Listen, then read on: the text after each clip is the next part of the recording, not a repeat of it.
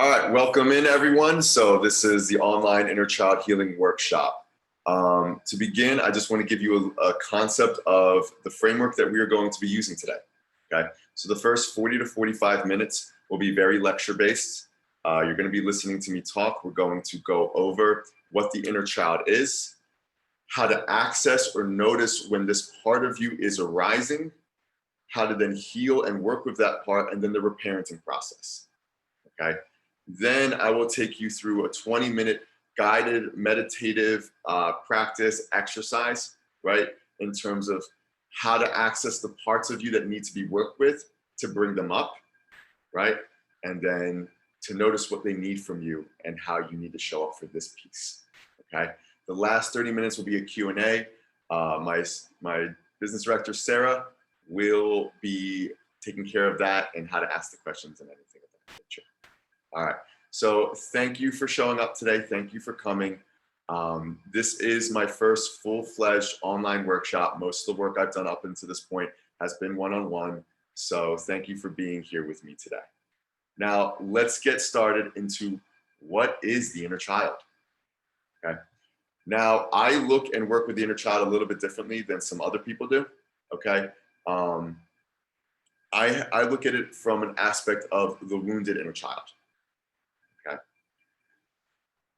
We have many different parts to it ourselves.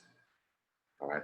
And so basically what happens is that some of these parts get left behind, okay, because they weren't allowed to complete certain experiences from childhood. What does that look like? Let me give you an example. Let's say a young girl who's 8 years old comes home. She just got an A- on her test. And she's very happy. She goes to her mom and she says, "Look, Mom, I got an A-." And the mom says, "That's okay, but your neighbor, Derek, he got an A. Why didn't you get an A?" And the little girl goes, I don't know, and starts crying. And the mom goes, "Don't cry, just do better next time." The girl was not allowed to have an emotional response. That was inhibited. That got locked away. Also, she was given other implicit messages at a very young age.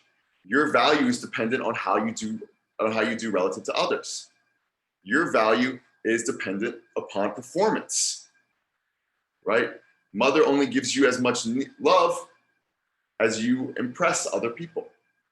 And your emotional responses are not valid. So that girl will fracture away from that response. She will never want to feel shame over not being enough again. So what will she do? She'll become a perfectionist. She'll get A's from there on out, again and again and again. And people will think that she has a great childhood. Look how well she's performing. Look how well she's doing. But let's say 20 years in the future, she's working for some big corporation. It's already VP or something.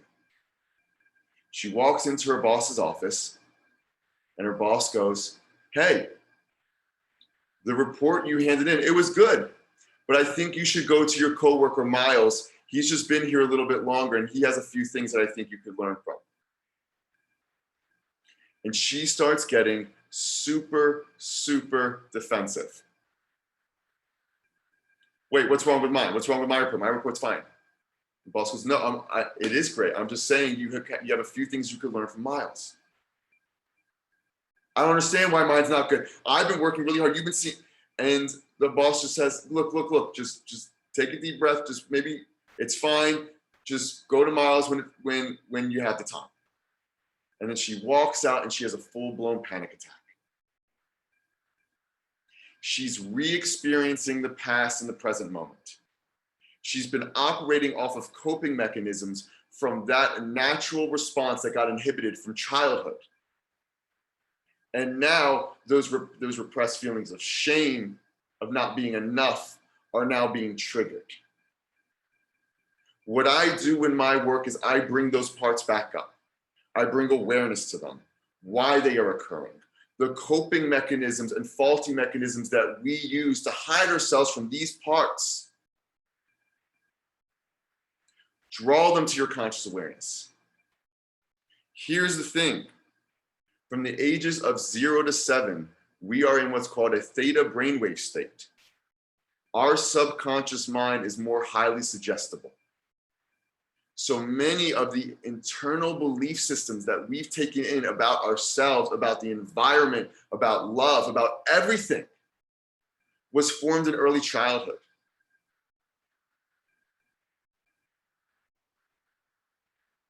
I'm a masculine guy. I like to hit things, right? I'm not someone that you would expect to be in this sphere from just appearances. But I went on my own healing journey. And everything, unfortunately, led me back to early childhood, the earliest things. And then I started working with clients from a trauma-informed lens. And everything led back to early childhood. We're being diagnosed with mental illnesses. We're being diagnosed with personality disorders. And not that there isn't a genetic disposition to these things, to chemical imbalances. But oftentimes, we have fragmented parts of ourselves. It is my belief that many personality disorders, such as narcissism and borderline personality disorder, are due to a heavily wounded inner child. They are due to all these different pieces and experiences that we had to fracture and fragment from and separate away from, and put on various masks over and over and over again to hide from them, because we were told it was unsafe to experience them. It is our goal to notice when it once again feels unsafe to bring these parts forward and to tell ourselves, this isn't childhood anymore.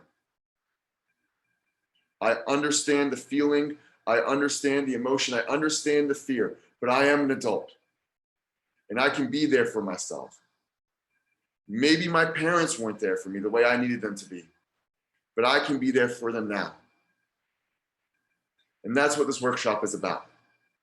You could have had the best parents in the world and still have a wounded inner child, because maybe your parents didn't know how to fully emotionally attune to you, or you weren't given the space and ability to process certain experiences. Because that's what I do. I look at the inner child and I look at psychology from the lens of consciousness, from the aspect of the soul self. We are this big energetic being. And for us to mature and evolve and to grow, that energy must flow through us. But if anger wasn't allowed in our home, sadness wasn't allowed in our home, we were told what we were going to be when we grow up. You grew up in one of those families that's, you're a Wilson, and all the Wilsons are lawyers. And damn it, you're going to be a lawyer. Certain aspects of your natural development in childhood were arrested. You weren't able to explore and fully develop your own sense of self. Maybe you were going to be a lawyer if you were able to develop your own sense of self, but something was inhibited. And we're going back and we're revisiting those things. Our inner child is merely the collection of energetic experiences within our lives that stagnated and become stuck and frozen in time. When those experiences weren't allowed to complete, that energetic part of us fragmented, and it stayed that age. It never grew up. And so that's why in today's society, we have a lot of people who are actually children walking around in adult bodies. And that's what we're trying to get at here. So many of us become disconnected from our inner child because we had to disassociate from our own internal environment and our feeling self growing up. We weren't allowed to have certain emotional experiences, or we didn't know how to have them. And so we went into our heads. Going into your head is highly encouraged in today's society. If you're an intellect, you're going to do great. And you were told not to trust your internal responses. You were told that some thought, some feeling, some emotion was incorrect growing up. And so you went into your head as a defense mechanism to separate from that. And we create a egoic self. So a lot of this process is about coming back home. It's about relearning how to be within your internal environment. This is a little bit of what talk therapy is missing. Okay, you can talk and talk and talk. It is good. It is good to bring conscious awareness to certain things, why we operate in certain ways. But if the internal feeling is not leaned into and experienced and released, then this thing will always be running us from the subconscious. So right now, I want you guys to close your eyes. I want you to sit back.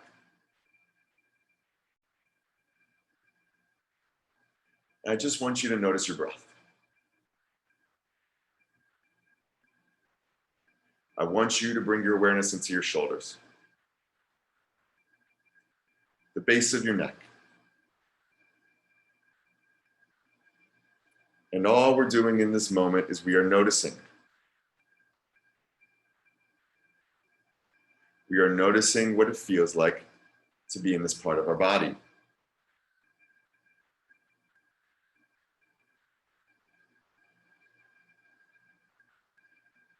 We are noticing any points of tension and contraction. We're observing, we're witnessing, we're putting our awareness in a space and reconnecting to our feeling self.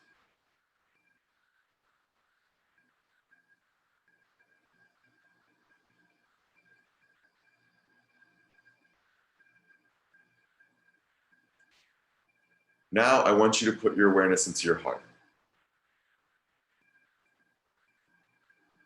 I want you to notice what it's like to be in your heart space.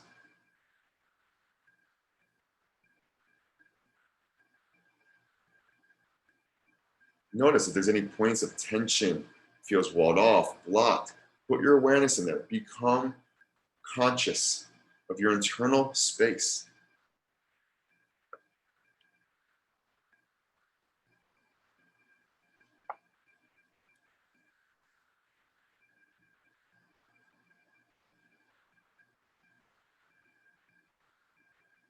There's nothing to do right now but to just be with what is and to become curious.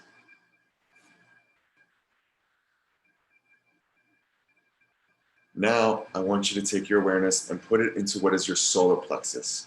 This is 2 inches above your navel, 2 inches above your belly button. Notice, is it naughty here? Or is it nice to be here? Just be in this spot.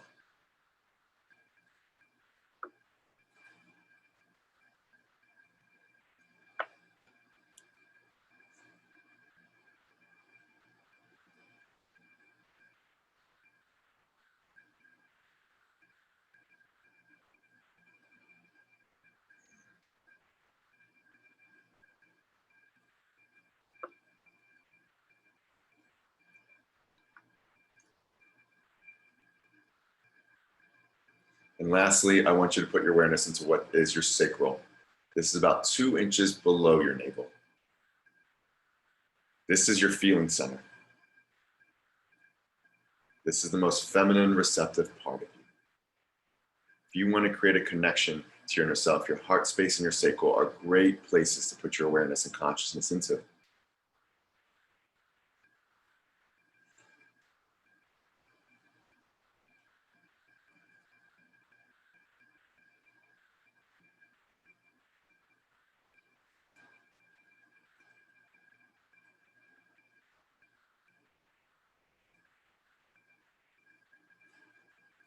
And whenever you're ready, I want you to just come out of this.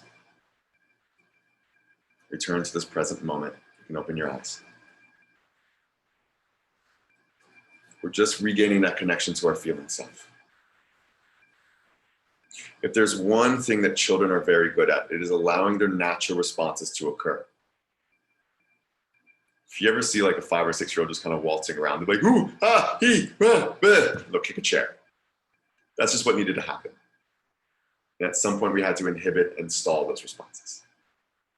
Okay? And so we're just regaining connection to that internal feeling self. Because that's where our inner child is housed. That's where these fragments of consciousness are housed. They're housed in these places in our body and the subconscious mind. Those are the areas we need to go to. Right? So let's dive in a little bit deeper. How do we begin to notice when our inner child is showing itself? This part of us that fragmented, right, and we got separated away from, and then we put walls around us from experiencing it, right? Such as perfectionism, such as avoiding intimacy, right? Things of that nature. Triggers. Triggers are a major gateway to being able to locate and work with the different fragments of our inner child.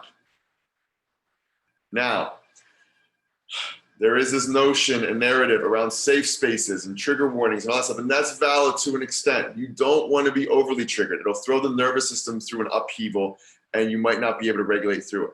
But triggers, to a certain extent, are needed. It is how we heal. It gives us a roadmap of all the parts of us that didn't get to complete certain things. When we are triggered, instead of reacting to it, we need to become aware of the trigger, conscious of it, and get curious about why it's occurring. Triggers are just when we experience a heightened reaction or emotional response that really isn't warranted relative to the event at hand. Triggers are when we're experiencing the past in this present moment, right? Whether you realize it or not, our unconscious mind is seeking to recreate certain events over and over and over again until we process the underlying wound. Why do we keep calling in partners that are shitheads and remind us of our toxic parent? Because we never felt the underlying wound of not being loved by that parent, and we're trying to either complete that process through someone that reminds us of them, or for us to experience the underlying pain so it's no longer driving us from the subconscious. So if a parent abandoned you growing up, mom or dad walked out at a young age, when someone is leaving or someone doesn't answer a text right away, we can go into an insane hypervigilant response. You can experience eyes dilating, you can experience a shortness of breath, you could be hyperventilating. We feel that inner child part is like, oh my God, it's going to happen again. And then we go into all these protection mechanisms to keep us from re-experiencing that event. No. But in that moment, what we're being asked to is actually breathe deeply, re-regulate, get curious about why we feel so activated when someone doesn't answer a text message from us. What past event are we now experiencing currently?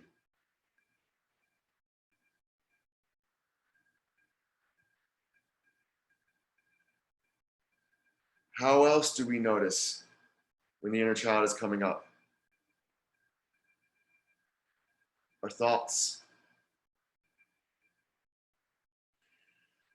This is where, if you follow me on social media, you know my reservations with some aspects of the spiritual self-help community, okay? And there is this huge notion within the spiritual self-help spaces. You're not your thoughts. Just let them go by. You are your thoughts. They come from somewhere. In actuality, your mind is the caboose of your being, okay? Your mind is interpreting all the signals, all the repressed emotional signals, all the repressed traumas, all the current things going on in your internal environment, and it is conjuring up a thought that it feels accurately reflects what is going on within you. So sometimes our inner child pieces will be making themselves known heavily through our thought patterns. Well, what does that look like? So there is this notion sometimes, right, within the inner child healing spaces, and it's true to an extent. Your inner child is the loving part of you. It's all joy, right? And to an extent, yeah, it didn't get corrupted yet by society, so it's got some love and joy in there, and you need to reconnect with those parts. But children also aren't that developed in a lot of ways. They are highly egocentric. They cannot perceive things outside of themselves. Okay, so our inner child operates at the level of consciousness of a child. It operates in a world of duality, black and white thinking. It's either this or that. All right, so our inner child will either fully internalize or externalize situations. They can't see the nuance. They can't see the gray area. So if you start noticing yourself engaging in behavioral thought patterns, right, where you are fully blaming someone else. If my partner would just do it like this, I'd be happy. It's all there. They're so bad. It's inner child. Or you fully shame yourself. You begin assuming blanket responsibility for everything with no context as to why. My relationship didn't work out. I'm so bad. If I would just have been different, it would have all changed. I remember that time that I kind of flirted with that guy, and it's, oh my God, I created all of this. It's all me. Maybe you were flirting with that guy because your partner wasn't paying attention to you. Your partner wasn't meeting your needs, and a real visceral part in you started to act out because it kind of should have. But we put all that aside. We can't look at things from that lens, that perspective of this, of, oh, well, there's a piece here and there's a piece here. It's either all or. Or heck, maybe the relationship dissolved because, it wasn't time. There just were external circumstances that were inhibiting us from connecting the way we needed to, right? Or maybe I didn't get that promotion because I'm just not in the circle of people, and that's not my fault. That there's whatever. There's nepotism and yada, yada, yada. You begin not looking at it from that lens. It's all us or something else. It's a coping mechanism that this part of us uses as a means to avoid emotional pain. It's a way to kind of inhibit us from encountering emotional pain that we believe is too unsafe and dangerous to experience. Being a victim is safe. Saying, oh my God, everything is my fault is safe. Because it still gives us some form of control and power.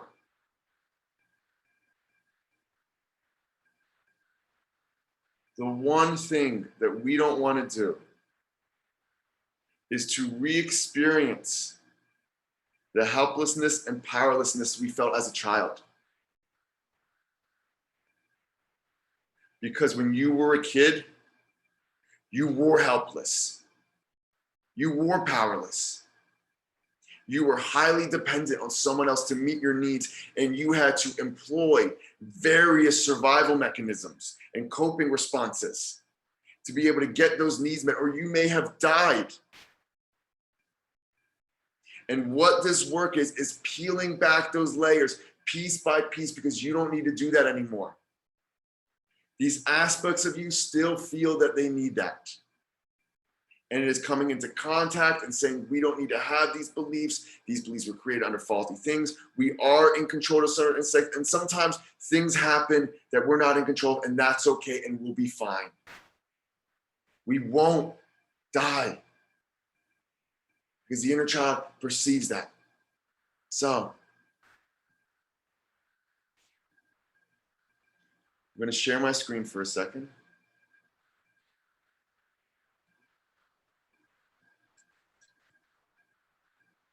All right. Sarah, give me a thumbs up if you can see this. All right. So what are some false beliefs of the inner child? There's something wrong with me. Because as a kid, you may have been given implicit or explicit messages that there was a quality about you that shouldn't be shown. And the child internalizes it as about themselves, that something's wrong with me. There's nothing wrong with you. I am powerless over how I feel. No, you can exert some control. You can regulate yourself through some certain emotions. You can compartmentalize certain things. Okay? This is a little bit of the victim mentality. Other people's feelings are more important than mine, and I am responsible for how they feel. What happened if you grew up in a home where it was your responsibility to meet mom and dad's needs? What happened if you grew up in a home where it was you were looking after your brothers and sisters? You internalize this belief that your value and your needs being met were dependent on you taking care of everyone else. But your feelings are just as important as everyone else's, and we have to bring consciousness and awareness to that and reflect that back to ourselves. I can control what others think of me, feel about me, and how they treat me. This is our people pleasers. Once again, this is a response where your true authentic self was likely rejected in childhood to some extent. And so you had to become highly hypervigilant to control people's perceptions of you. But the reality of the nature is that we can't control what other people think of us a lot of times. Not if we're being our true self. People have their own things, their own past, their own triggers that they are projecting onto us, and that's not on us. When someone responds to us in a negative light, our inner child might come out like, oh my God, we did something wrong, we did something bad. No. That person's having a shitty day. They got cut off in traffic. It's not about you. Remember, the inner child fully internalizes everything about being themselves. When you feel that fear, what did I do wrong? What did I do wrong? That's an inner child piece coming out. I can't handle pain, discomfort, fear, hurt, grief, boredom, shame, aloneness, all these things. If I lean into this emotion, that's it. I'm done. Ooh. No, you're not. You'll be all right. Your body knows how to handle this. Okay? You may be a little bit dysregulated. We can build that back up. But as a kid, once again, what if mom and dad gave you the silent treatment when you were angry? What if they weren't giving you the love and affection that any kid needs to develop a sense of self?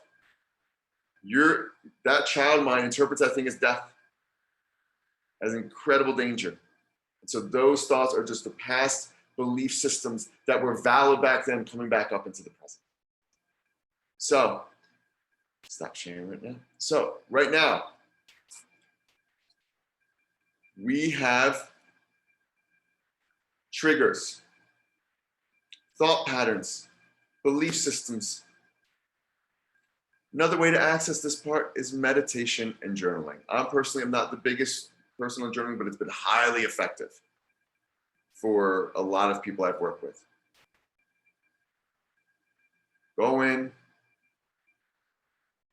get a picture of your child self, look at it. Subconscious mind is going to register that part of you. It may even activate it internally through the subconscious, and you can begin asking it questions. Am I not paying attention to you? What do you need from me? What are the beliefs about ourselves? Okay. And then shut your mind off.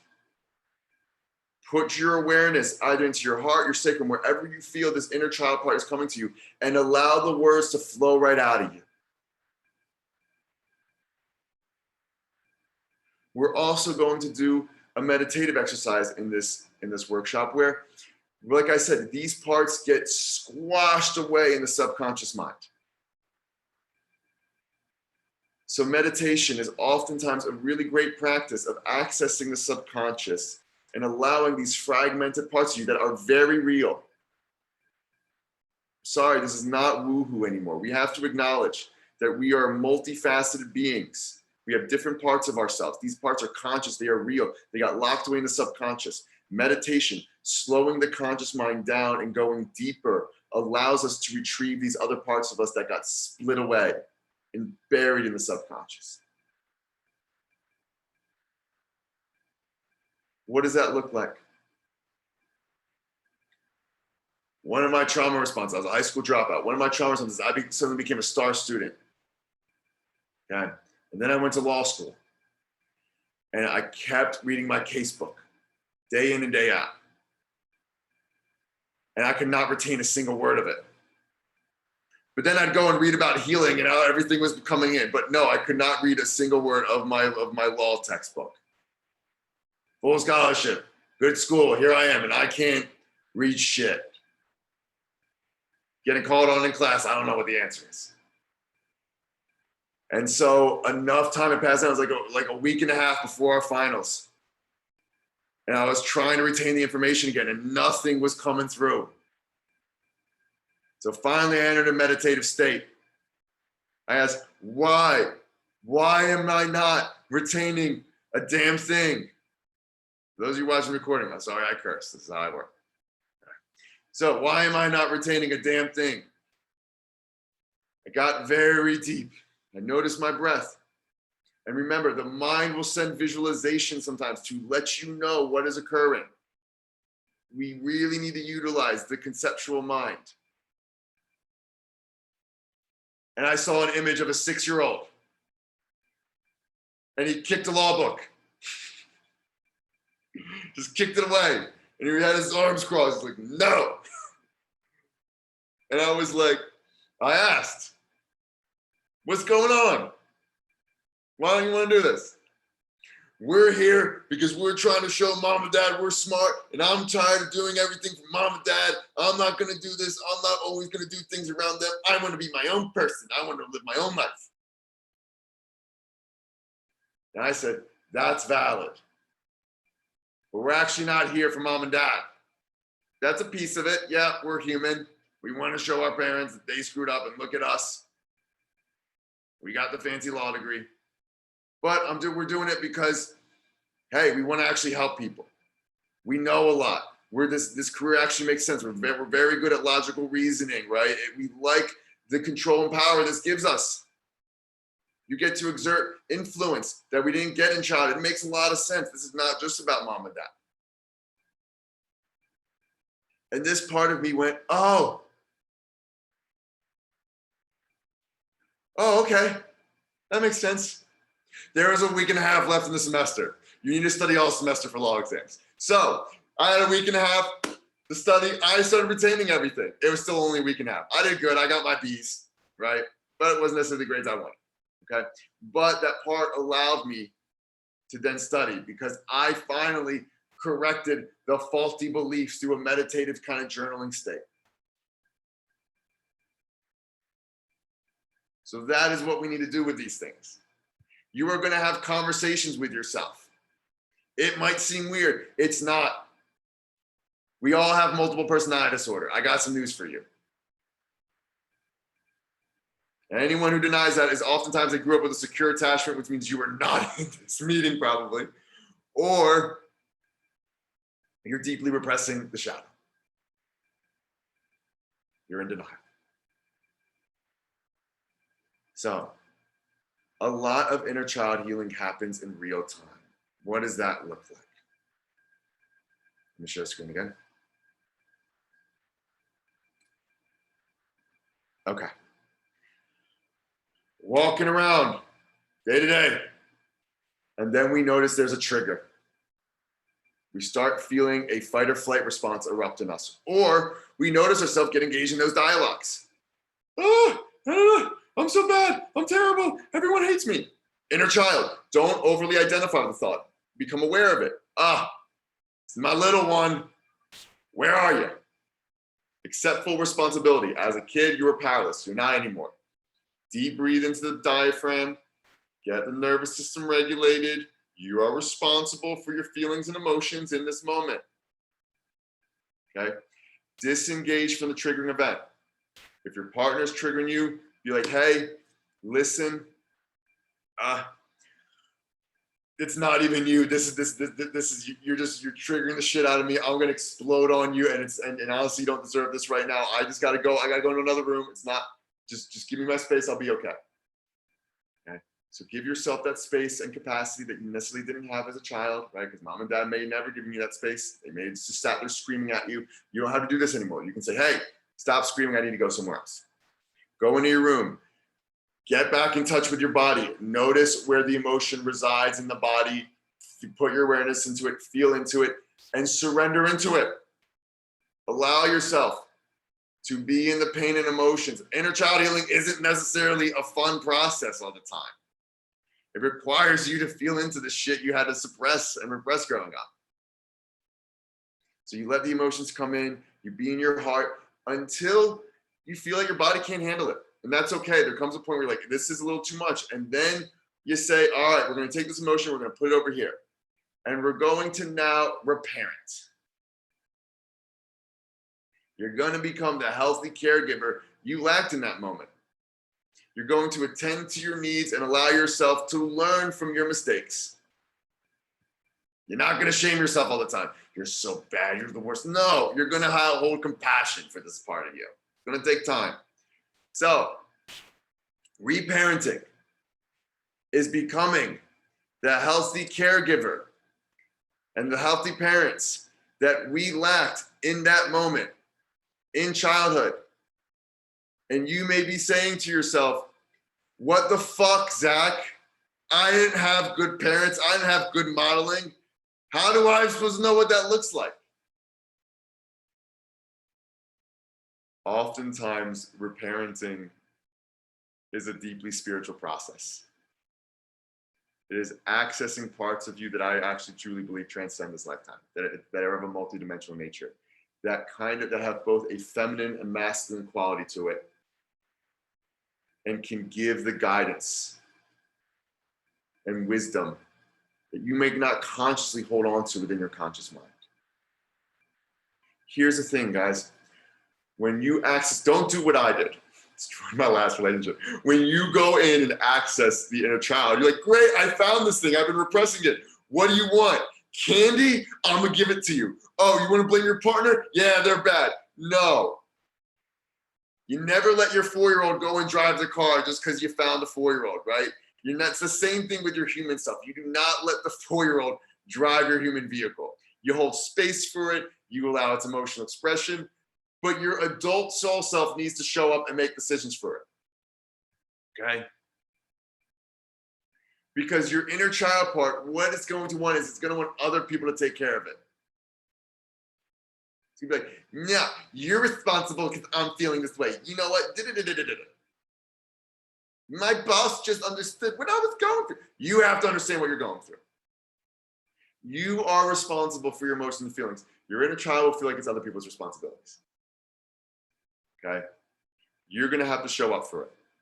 All right? So when there is conflict between your thoughts and your emotions, right? You want to do something, you feel I can do this, and something in you is not letting you do it. You have to come in and understand what it is your inner child is resisting, why it's acting this way, just as I did with the law school thing. Okay? And then you need to address it. Have that dialogue. Oh, we're not here for that reason. We're actually here for other reasons. We're showing up for this. We need to study. You need to provide that structure. You need to become, as I said, both the mother and father figure. And you need to understand on a deep internal level which one is needed within certain moments. So, when our inner child begins to show itself, right? And we've come in contact, we felt through its pain and all that stuff, we need to figure out what the loving action is needed. Sometimes this part needs the feminine from us. I've been engaged in toxic masculine behaviors for quite some time. I had to really cultivate the feminine aspect of myself. Sometimes a part of me would feel like it wasn't good or like it was scared. And I had to show up as that nurturing, caring, loving, intuitive part to me. I see you. That must have been so hard. We deserved a lot better. Just rest. Take it easy. I'm here for you. You can say whatever you need to. Or sometimes I did need to show up as the masculine. Look, we took 2 days off from work to feel our emotions. We need to get going. You can put this emotion over here and revisit it. Listen, this person, no. We're not projecting on that person. I know what mama did, but that's not the moment for this. We're actually in the wrong. You need to apologize. Firm, structured, decisive, right? Taking action. If we lack structure and guidance in childhood, we may have to show up heavily as the masculine to our inner child. Here's a schedule. We're going to stick to it. No, you can't just do things on a whim. Okay. Part of this requires you to get, and so, there's a lot of this, the feminine and the masculine, and if you're, I just like the yin and yang. I don't like you getting too general. You need to get in touch with both your yin and both your yang energy.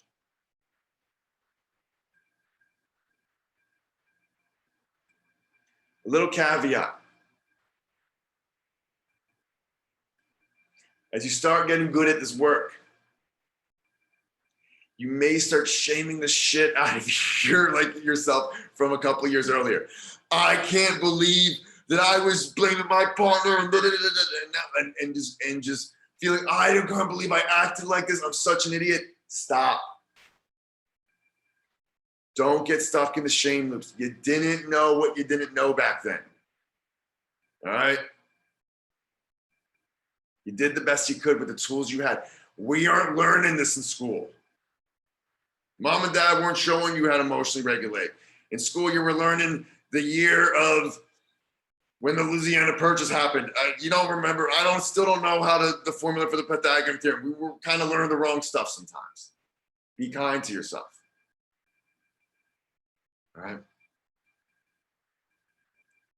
So, what does the reparenting process look like? I actually did a reel on this, and I'll actually take you through, and it was based off a real thing that happened to me. Okay?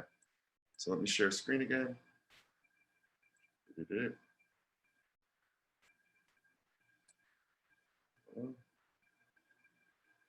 Okay. Sarah, thumbs up. All right. Great, Sarah. Thank you. You're doing great already. All right. Good thumbs up. So sometimes it's not even triggers where our inner child starts to show itself. Sometimes we feel like our head wants to do one thing and our internal self is trying to go a different direction. Our feeling self and our logical self are disconnected. Instead of the ego trying to ram its way where it needs to go, become curious, drop your awareness internally. What is going on? So I was driving to a body worker, someone like a masseuse, massage therapist, but someone who does somatic healing a couple months ago. And while I'm in the car, I just did not feel good. I felt all this internal tension. And I was like, okay, what's going on? Because I knew I had to go to the body work, and then I had multiple sessions with clients afterwards. And I dropped my awareness in. I'm like, what's going on? I'll allow the expression to come out that needs to come out. I'm in my little box, in my little car. No one's really paying attention to us. No one can hear us. And I went, ah! I had this huge emotional outburst. I'm tired. I'm stressed. I can't keep doing this. My inner child. We always keep going. We never have time to check in with ourselves. You're never checking in with me. Third step. Okay, I see. Oh my God, we are stressed. We are tired. What do you need from me? Cut your hours. Stop taking so many clients. I can't do this. And my ego got in the way. No, we can't do that. Like, we got to make the money. Who knows? And then I breathe deeply. Shut up, ego. Higher self, soul self. What is going on? What can we do? I heard back. Not thinking that you have to keep going to earn money is a trauma response. You're stuck in the survival mode, this poverty mindset from childhood. It's actually not what you need right now. You actually can cut your hours in half. The money is there. Stop eating at Einstein Bagel so much and eat some damn cereal. Okay? You can adjust your budget. You'll be fine. Go call your assistant and have her cut your hours. You don't need to be taking in the clients. And you know what? Better yet, even cut your trauma healing clients. Take on more teaching clients. We don't have as much space to hold for people's trauma right now. And then I took action. I called up my assistant and said, let's get into a meeting right now. I said, okay, adjust my schedule. We're not going to take on as much coaching, trauma healing clients. We're going to cut the hours in the schedule, reduce it significantly for at least this month, and we're going to go from there. And all that resistance, all that internal washed away.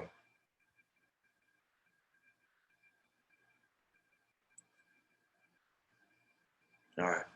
So now we are going to go through an exercise where we try to access, not try, but we're going to try and access the parts of us that are holding on to some faulty belief systems. And then we're going to delve into the subconscious mind and try and locate that part and figure out how to show up for it. So everyone, right now, the lecture is done. This is, we're heading into the guided meditative exercise. So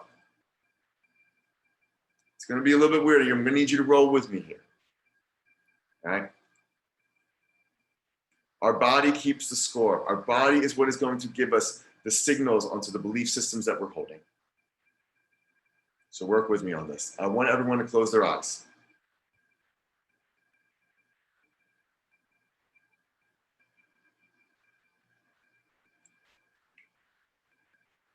I want you to reconnect with your feeling self.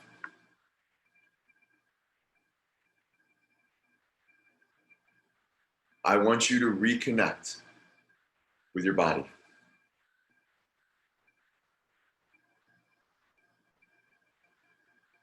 Once you just begin noticing sensations, feelings, right? We are becoming the observer to our internal environment right now. Now, I am going to say a couple statements.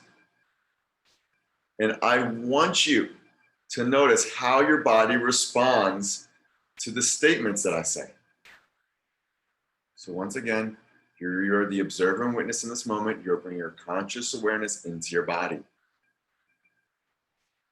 So we are going to notice relative to these statements, if warmth pops up, openness, or there's a contraction, a coldness, a tightness, just become aware and maybe even where it's located.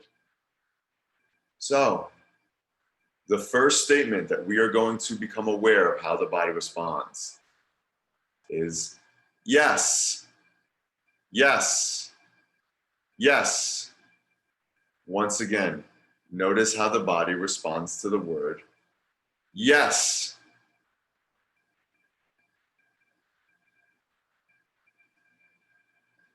Okay.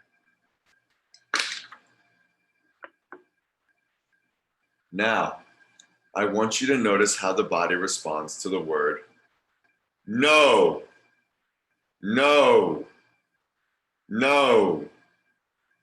Once again, just notice how the body responds to the word no.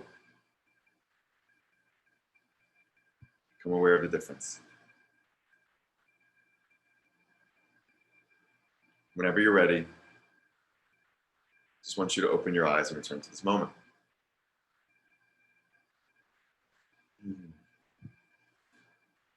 Okay. So if you have a journal notepad in front of you and you have a pen, right, write down how your body responded differently to yes versus no. We're going to register in our conscious mind how our body perceives a yes response versus a no response.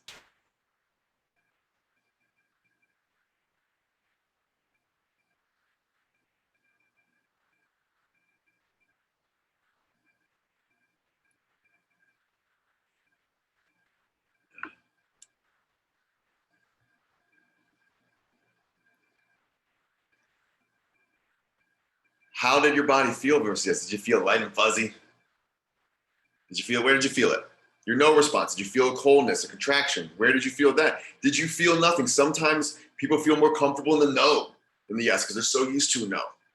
Just become aware of how your body is registering this, okay? If you don't have a journal or pen in front of you, just become aware of it. Just become conscious. I recognize this and I recognize that. Give yourself another minute.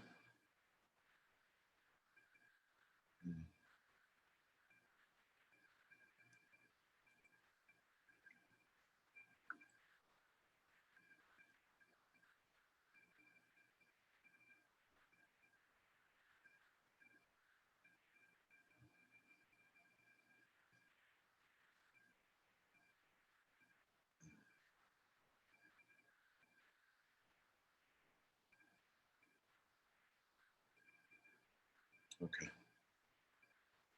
Now what I want us to do is we're going to re-enter a meditative state with this awareness in mind of yes versus no. Okay. So once again, close your eyes. Sit back. Bring your awareness into your feeling self, your internal environment. We are once again going to just notice how our body responds to a statement. Okay. So I want us to become aware of the sensations and feelings that arise when I say, my true authentic self is worthy of love. My true authentic self is worthy of love.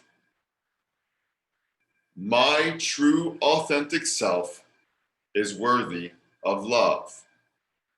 One last time. My true authentic self is deserving and worthy of love.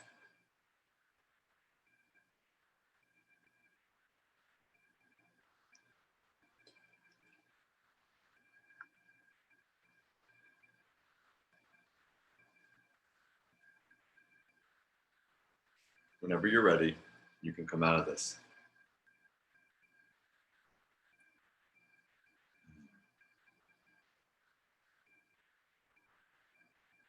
Notice how your body responded and if there was some resistance. Now, like I said, guys, there's a group of you, so if your body responded yes, that's awesome for you. You are in the minority of people I tend to work with, okay? But what we're trying to do is become conscious of a faulty belief system we're holding or a limiting belief system we're holding. And try and draw awareness to the part of us that developed this belief, okay? Notice if there is resistance to my true authentic self worthy of love, become aware that there's a part of you that didn't believe that. And where was that resistance held in the body? Was it held in the sacral? Was it held in the chest? Draw awareness to that right now, okay? Like I said, if this was a yes for you, then start testing out other beliefs right now and become aware if there's a belief system that you have a no to. Maybe it's you're worthy of financial abundance and security, and you don't believe that, and where that piece is holding, okay?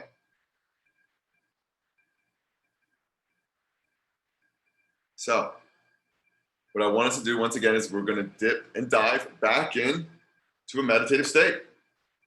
So with this awareness in hand of where there is resistance, where there is tension to the statement possibly, I want us to close our eyes.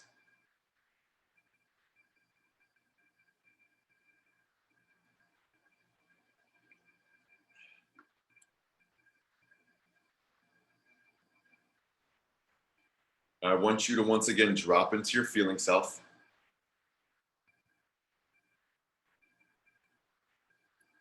Drop into the parts of you that were resisting the statement, that didn't believe your true self was worthy of love.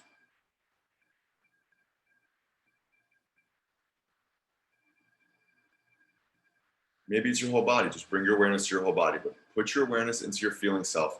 And then we are going to ask a question, and I want you to just notice the first answer that comes up. That's it. Just notice the first answer that arises in your mind.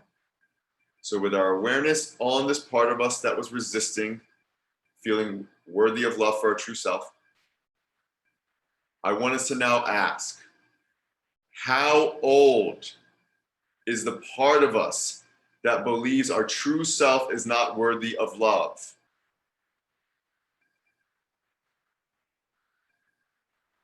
How old was I when I developed the belief that my true authentic self was not worthy of love? One last time. How old is the part of me that does not believe it is worthy of love for its true authentic self?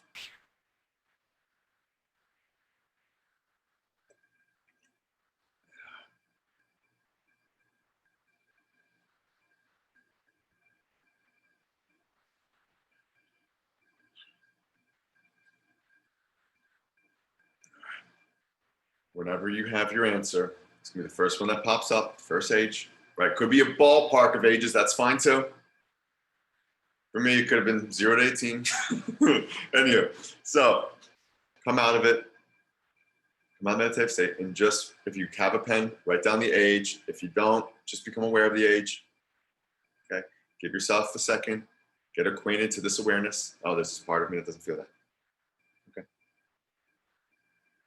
Remember, if our certain emotional experiences weren't allowed in childhood, if our thoughts or feelings were rejected, if what we wanted to become was told it was bad, right? When we become a musician, when our parents want us to become a doctor, we at a young age internalize that as, oh, our true self is not worthy of love. Children internalize everything as there's something wrong with them.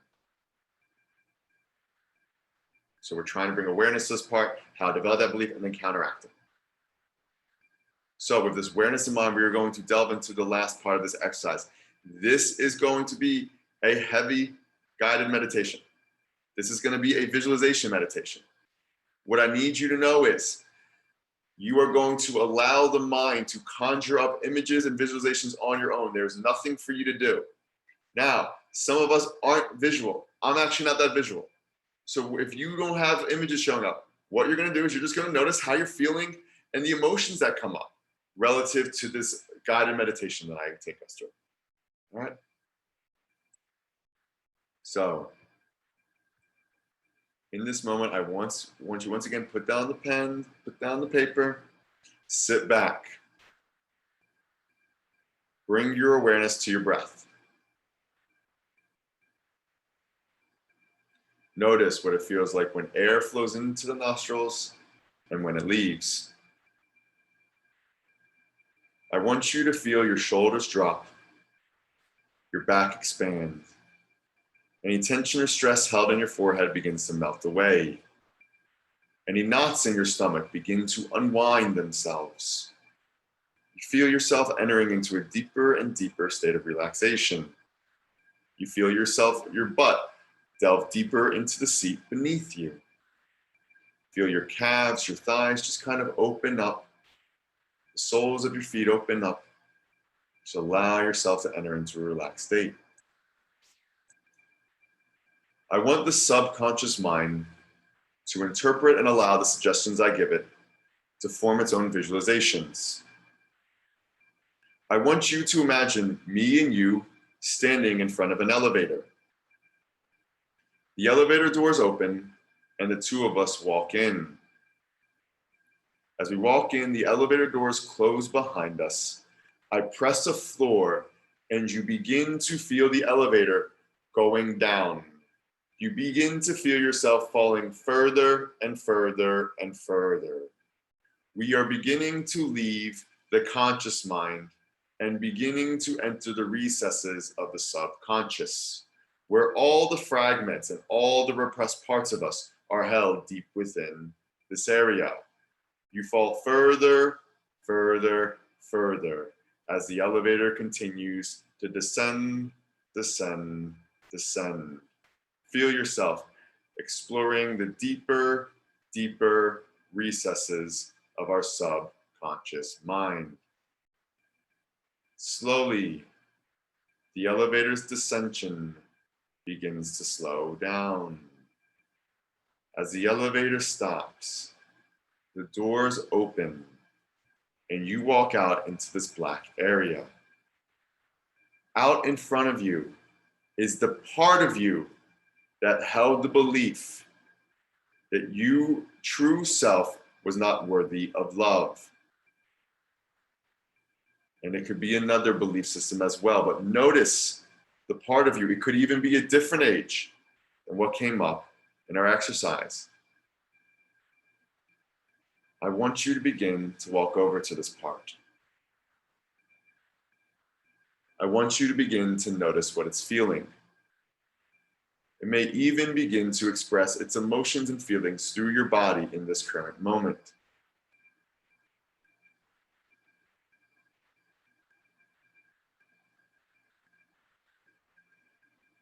I want you to ask this part of you, why do we believe we are not worthy or deserving of love? What experience allowed us to feel this way? And just allow the answers to come. Trust the memories and feelings that show up, the thoughts that arise. This piece is going to try to speak to you.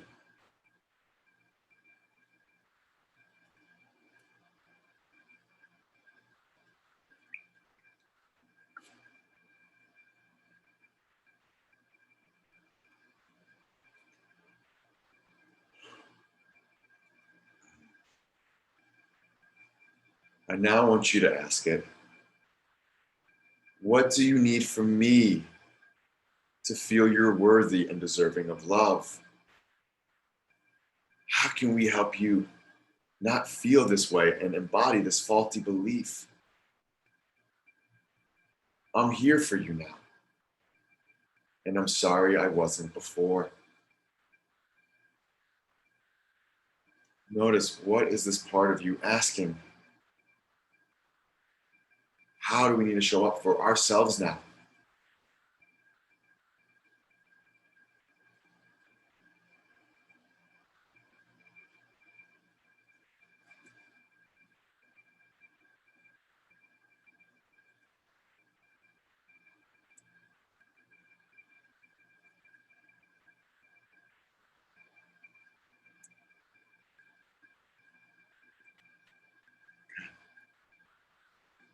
Now, whenever you're ready, I want you to take the hand of that child and I want you to walk back towards the elevator.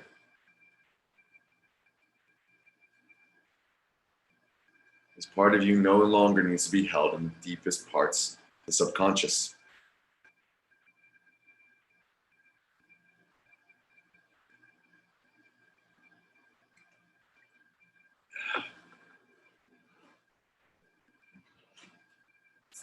As you walk towards the elevator doors, I want you to look down at this child part of you as you hold its hand.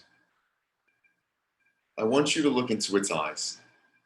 I want you to feel all the love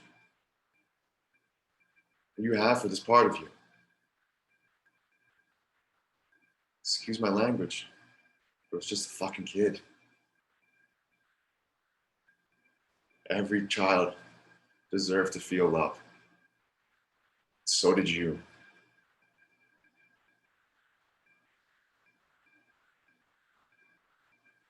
I want this part to feel that, to know that there's nothing wrong with them. It wasn't about them. And that is sad. But we no longer have to separate away from it. We can be with this part now. It's ready. We're ready. And I want you to allow this child part of you to merge with you. We are going to set an intention for the energy to merge into your full energetic self. Slowly, you look down and this child begins to evaporate as its energy begins to move through you. The elevator doors open and you are no longer walking in separated from this part of you. It is now become you. It is now inside of you. The elevator doors close. I press a floor and you begin to feel yourself ascending, going up and up and up, going higher and higher and higher.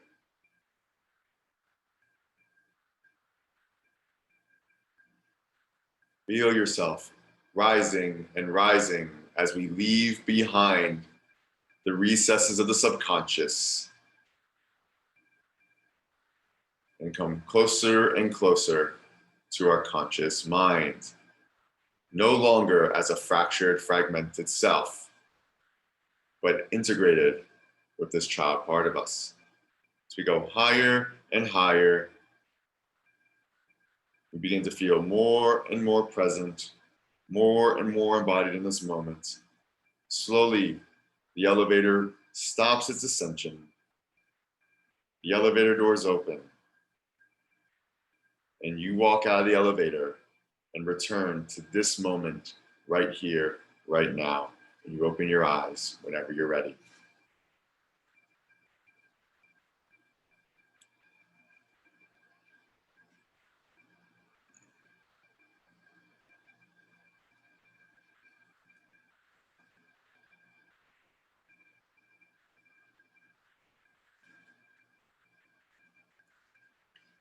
This was a window into this work. There are many parts of us that have been left behind. And whether it's through an exercise like this or through our regular everyday life, we are going to come into constant contact with those parts. Now, when I did something called like a shamanic surgery, it was a little bit different. But when I came into contact with my 4-year-old, it was not fun initially. I all of a sudden was exposed to all the guilt and shame that had been left behind. I had to work through it. I was suddenly going to law school thinking everyone was scary and going to hurt me. Okay? These feelings might come up. You might feel a little bit worse before you feel better. That doesn't mean that this thing isn't working. You are now in contact with the parts of yourself that you didn't feel safe to experience. And now they're up, and now it is up to you to hold a container to allow them to move forward.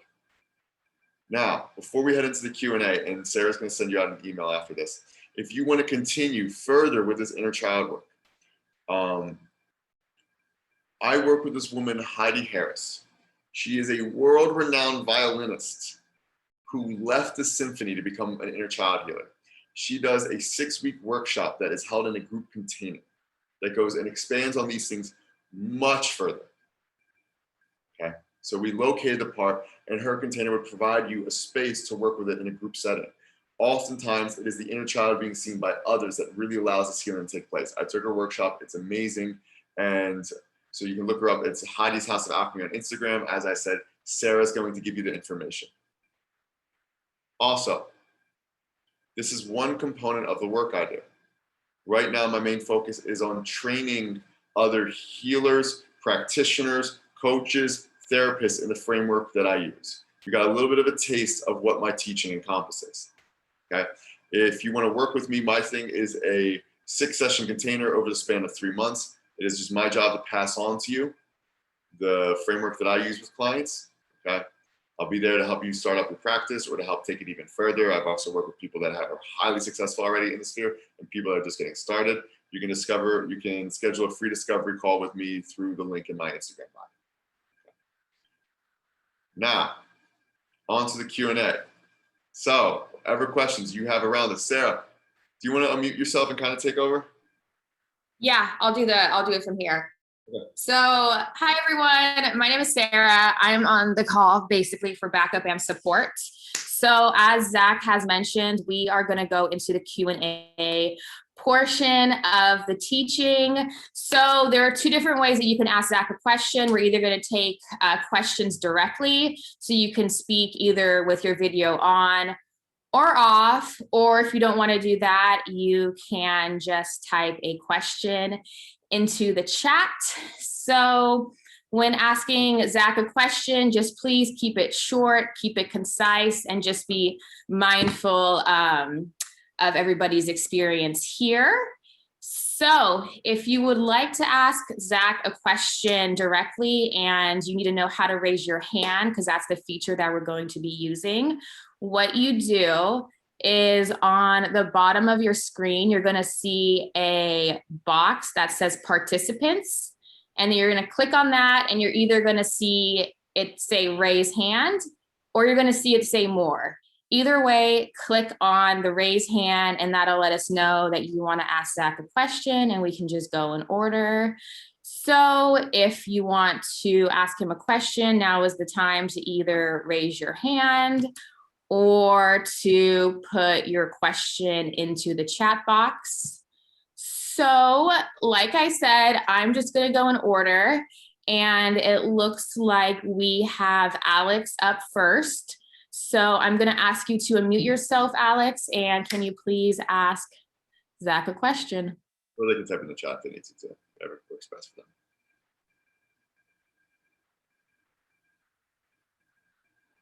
them. Okay. I don't know if you can hear me, Alex, but you should have the option to unmute yourself on your screen, and it should say unmute. And if not, Alex, you can just put it in the chat. Can I go through the chat here? Yes, you can. Ask away. Yeah. We're just going to wait for Alex's question. Hope everyone's coming back home, feeling all right.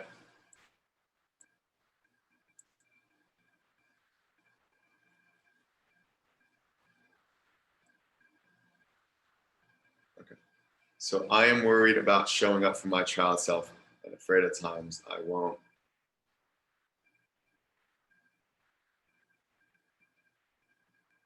Okay, and that's a question. All right. I am worried about showing up for my child self and afraid at times that I won't. Okay, so guys, here's something that everyone needs to know. Having fear around this process is the most normal thing in the world. You're supposed to be scared. These are the parts of you that you were told were too scary or too bad to experience, right? We've had to erect a little bit of coping mechanisms and mask. Okay, so Ruben just went right for it. So Ruben, we'll get to all right, so basically, understand why the fear response exists. These parts of you were told no good, okay? You have to show up and just recognize that, first off, it's gonna take time to become familiar and aware that these emotions are gonna feel scared. These thoughts are gonna feel scared. This inner child healing does delve and overlap a little bit with shadow work, okay? And sometimes you need to take a damn break. Sometimes these child parts will be like, I wanna be seen, see me. And sometimes the adult self does have to show up and be like, it's okay, right now is not the time. I'm transitioning a new part of my business the last month in terms of doing this group work. I've not been doing as much inner child healing. I did a little bit this morning because thing was super nervous for today, okay? Shouldn't call it a thing. You were super nervous for today. But it's okay to be scared. It's okay to be normal. Thank you, Lisa. All right, so, all right, so then we'll go to Ariane. Okay, Ariane, can you please unmute yourself? Do you see that option? Good. I hope we said your name right. Yep, thank you. This is phenomenal. So my question is, like right now, me and my mom are talking because I can't hide the inner child work that I need to do right now. So just a part of the process, do you suggest confronting your parent, or is this just work that you're going to be doing with your inner self? So it's going to be different for everyone. Sometimes you need it. Sometimes there was a time where, like, as my inner child part came up and I started recovering more and more stuff and really understanding more and more things, my inner child was like, I want to tell them off. And I checked in with myself because it'd been a while where I was experiencing that. I was like, no. And there was a part, and it was right before I was about to enter law school. And my part was like, you know what? Yeah, we need to. And I called them up and I cut them off. And I let my inner child, I actually opened up a window. I'm like, inner child, go. Let it rip. And this part of me came blistering out, and I held space for it because that needed to be released. That part needed to be released. It needed to be experienced. And of course, they're like, you're so crazy. Oh my God, this is why we did it. You're such a bad kid. You're such a bad son, right? All that stuff. And it was fine. I held that space for that. I was like, listen, it's cool. We have the tools now, right? They're full of shit, okay? And I held that part, and it was needed. That part needed that adult protection. That part needed that part of me to say, let's do this. It's ready now. You don't have to hide anymore. but make sure that it's a space where you feel you're ready to show up in that way. It might not be time to cut off your family, right? This is really calling in your adult self and really figuring it out. But setting boundaries on the behalf of your inner child, because as a kid, you couldn't set boundaries with mom and dad. You couldn't set boundaries with your parents. Going back and revisiting certain things and setting boundaries with their parents, that's big. Okay. Love you, Ariane. She's my sister, by the way. Next, we have Sheena. So Sheena, you can either unmute yourself and ask a question, or you can type in the chat box. And then, guys, we're just going to go to the first people who wrote in questions in the chat box after that. Sounds good. Thank you, Zach, and thank you, Sarah, for putting this together. I came in a little bit late, and my intention to take this class is to also help the people around me, because I do feel like I'm a gifted healer. So if you could just, really quickly go through how you help people drop in. I know how to do it like already, but if you could just go through those steps again to make sure that like I'm helping other people through that. The great thing about this is you are going to get a recording of this. And so you get you'll be able to see everything that we went through. Just to surmise whatever, it is noticing triggers, thought patterns that engage in black and white thinking, this or that, right? Or holding like a picture of your child self and meditating and journaling on it, okay? But noticing when you have very heightened responses to certain events at hand is letting you know that you're experiencing the past and the present. And then we breathe deeply, we recenter ourselves, and we find where this part is feeling certain things internally, drop our awareness into it, and become curious about the experience. So I hope that helps. Awesome. And she knew how to say the thumbs up. That's great. All right, so let's go into the chat box one by one. All right, so the first one is from Ruben. What type of healing do you recommend that can help enhance inner child healing? Any advanced inner child techniques you can share? Somatic healing. Somatic experiencing. Okay. Talk therapy is great and stuff, and becoming conscious of all that. But like a lot of times we had to disconnect from our internal environment to survive. And so somatic experiencing and people who are somatic practitioners, there's a woman, Sarah Baldwin on Instagram, just like you want to talk about like a virtuoso at like somatic experience and somatic healing, it's her. Okay. And she goes into autonomic nervous system regulation, how to become aware of when fight or flight responses, how to create containers to feel safer. I actually learned under my mentor, Irene Lyon was an expert in this, and that's where I learned somatic experiencing.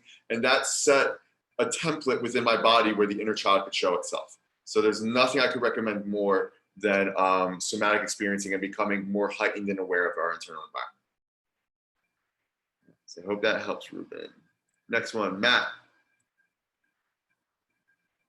Do you have any suggestions on how to do this work and staying true to myself and my needs while existing in a relationship with someone who is also doing this work and resisting the codependency that I sometimes feel to match what they are going through? This is inner child healing to a T. We may have grown up in homes and environments where we had to take on the emotional environment of whatever we were around. If mom or dad were feeling a certain way, we had to become a mesh to them. This is you showing up and saying, hey, I can't get lost in your feelings. I can hold space for it, but I can't absorb it, right? And staying true to myself and my needs. Yeah, and becoming conscious. Like a lot of times in childhood, we had to repress our internal responses. Anger is healthy. So if you start noticing anger arise with you, don't press it away anymore. Like, oh, this is a sign that something in me feels my needs are being violated, right? Or if you notice resentment coming up, my boundaries are being crossed, I need to respect this. And just because your girlfriend's like, well, you're not there for me anymore, you're figuring things out. And honestly, her response, just because she had a negative response, doesn't mean your boundaries are incorrect. All right. So this is really becoming clear with that, noticing those internal responses and starting to erect boundaries in response to those feelings that are coming up. All right. Victoria Radford, what can be done to help you connect with the feeling self more? I'm unsure of. So it's just exactly what we talked about. Somatic experiencing, noticing when you're going into hypervigilant responses, when your eyes become dilated and you're like, oh, threat. Breathe deeply and just start finding the intentional awareness in your body. Also, There are a lot of people I work with who are insanely gifted athletes who are completely disconnected from themselves. I get that weight and I just lift it up and I'm like, no, okay? So if you love to run and you love to exercise, go for a walk instead without music and notice what it feels like when you put your foot in front of the other. Notice what it feels like when the wind breezes, like when the breeze rolls across your face, right? Notice what it feels like to touch a tree and just bring awareness to your sensory motor system. Motor sensory system. I don't know how to say it. You know what I mean. If I'm stuck in emotional maturity level of 6 years old, by the way, we're gonna run this thing 10 or 15 minutes over, guys, because it's running over and it's cool. So from Nina, if I'm stuck in emotional maturity level of 6 years old and attracting men like this, what feedback can you provide in terms of being worthy of love now?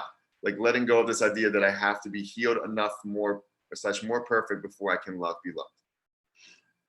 I fucking hate this narrative from the spiritual self-help community and the relationship coaches on Instagram of like, you have to be fully in love with yourself before you, no, it's a balance.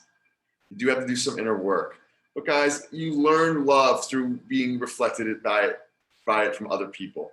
You're not gonna heal in isolation, okay?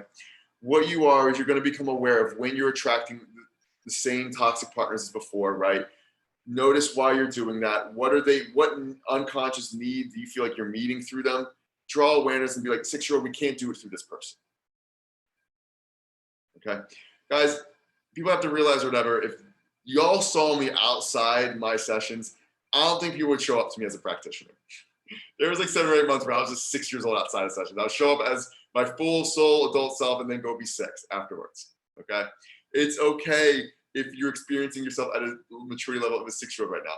I had to not date for that time for a little bit until I felt like I had done enough work and then I could call someone in a little bit better. And then when I noticed the toxic behaviors and patterns coming, still shuffle through that relationship and move beyond it, right? This is a continuous work. Call someone in, see if they're repeating the patterns, and then say, oh no, I'm repeating the same mistakes. Maybe this isn't for me and I have to go back, do a little more work, and then someone else will come in. But don't close yourself off from relationships just because you're not perfect. That's the inner child wound. What is her name? Account Sarah Ball. I think it's Sarah B Coaching for the somatic practitioner. How do we release the resistance to healing the inner child? I went over it a little bit, but it's just beforehand. But creating safety, having community, having others who are engaged in this work. I think I mentioned the live with Sarah. My next door neighbor that I grew up with, somehow we both ended up training to be shamans. So don't get me started. We weren't even like really good friends when we were younger. And we ended up doing Heidi's inner child healing workshop at the same time. And we would like text each other like, oh, I'm afraid I'm about to be abandoned from this person. And she'd be like, oh, I get that. And I'd be like, inner child seen, and having a container where someone could validate your experience and see you, it really lessens the resistance. There's a book that I recommend to everyone. It's called Inner Bonding. So Inner Bonding by Dr. Margaret Paul. It's great in expanding on these concepts a little bit and helping you work through that resistance. So definitely give her a look.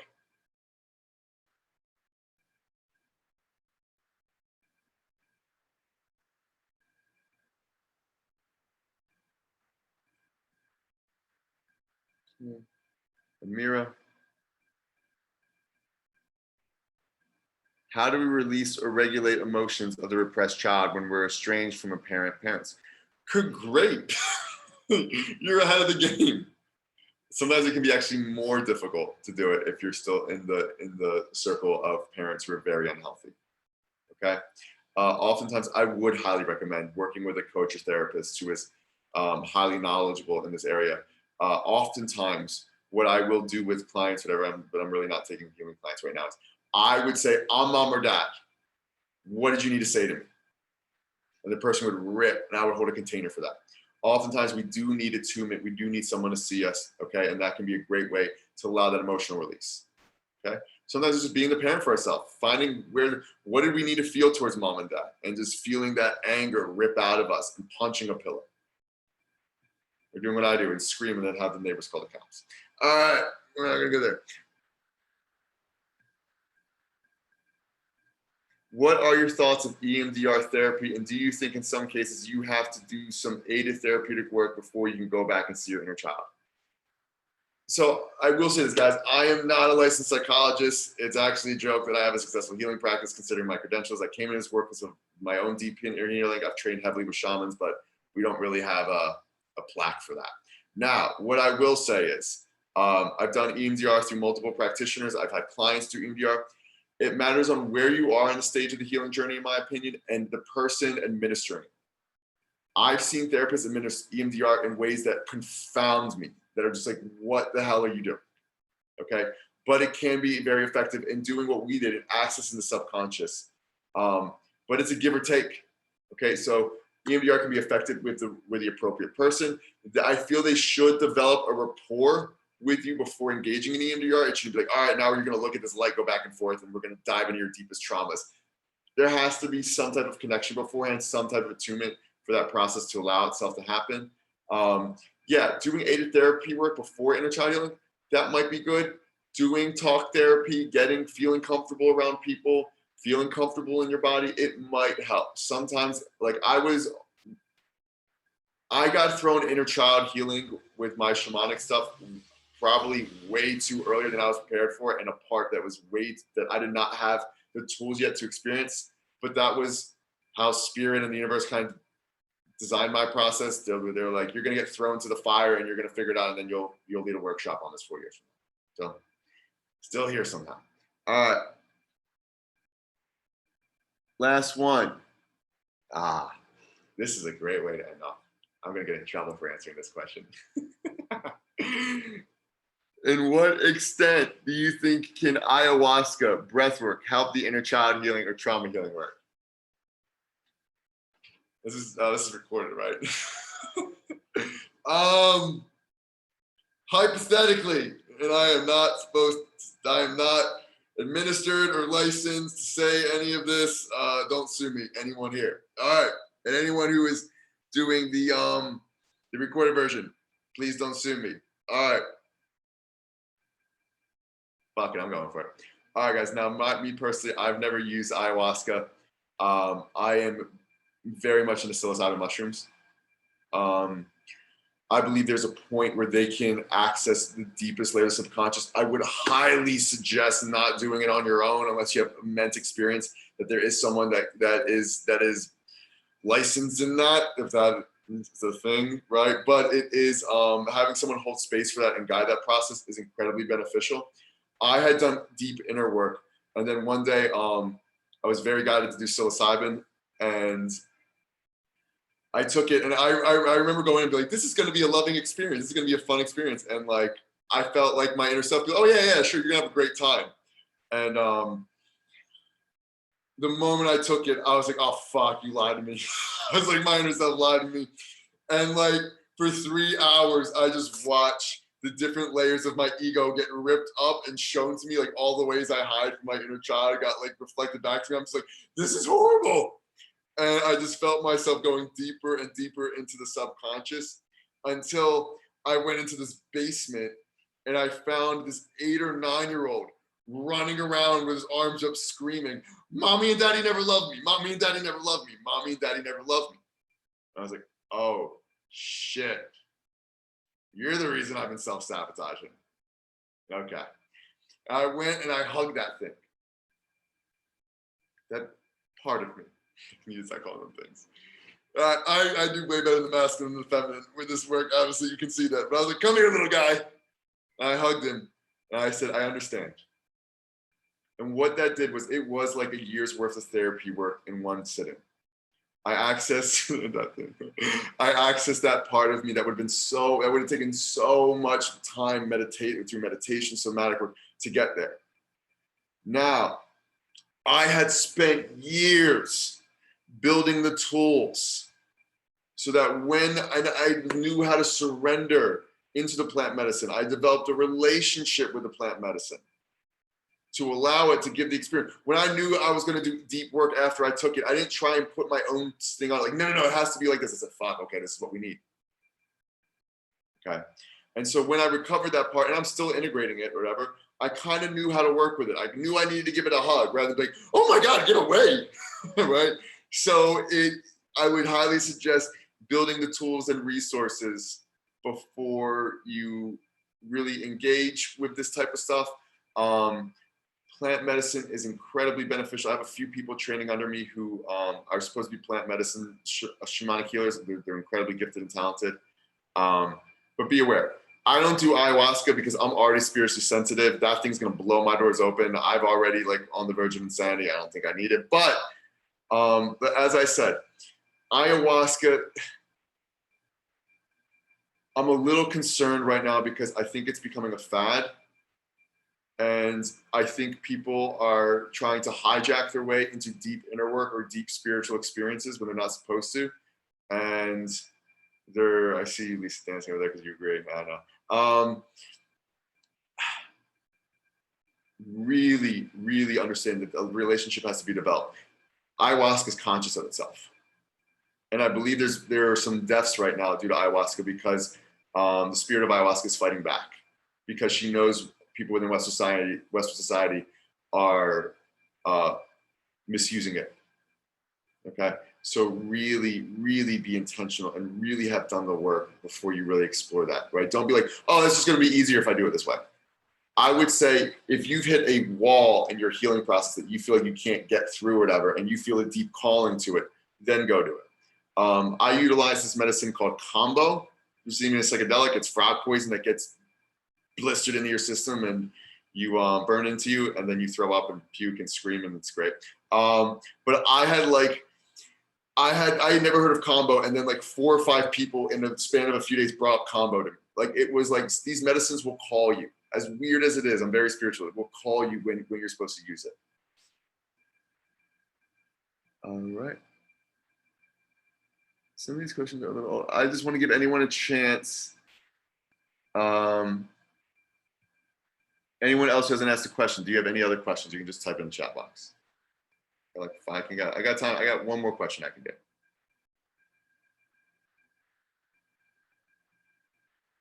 I'll give us a couple minutes.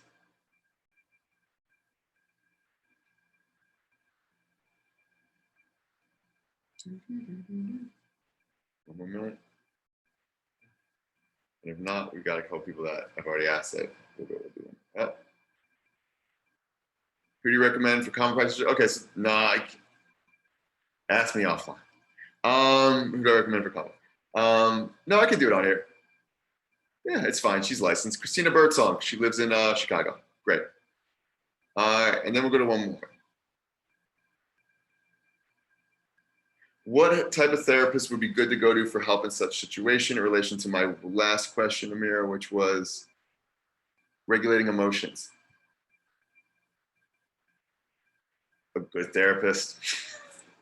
I mean, there's really not, like I said, somatic practitioners can be helpful, but like, just find someone who's emotionally attuned, who's nurturing, okay, who's been through a lot of this stuff themselves, who's been through their own healing journey.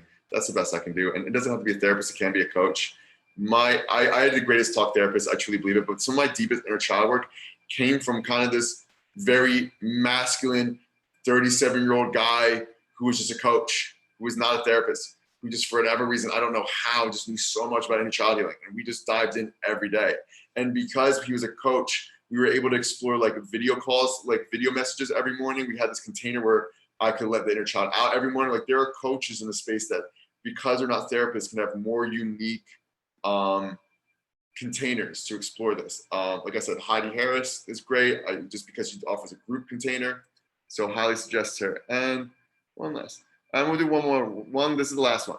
Do you have any thoughts on navigating this inner child work while in a relationship where the other person is not there, / potentially may be someone who may never be there? Do what's best for you. Don't run away to this work because your partner may not be ready. This is a chance to, you may or may not outgrow your partner. This is a chance to see that.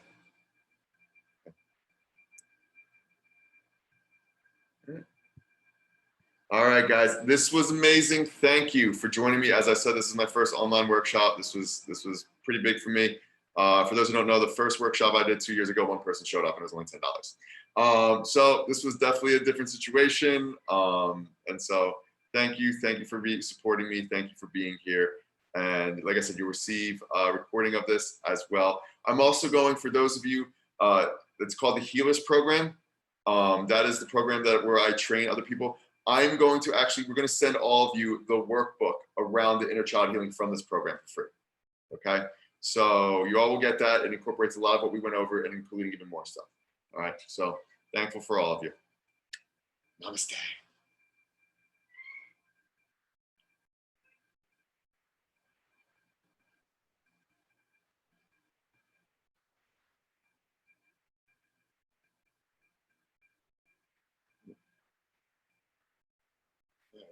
Everyone log off except me and Sarah.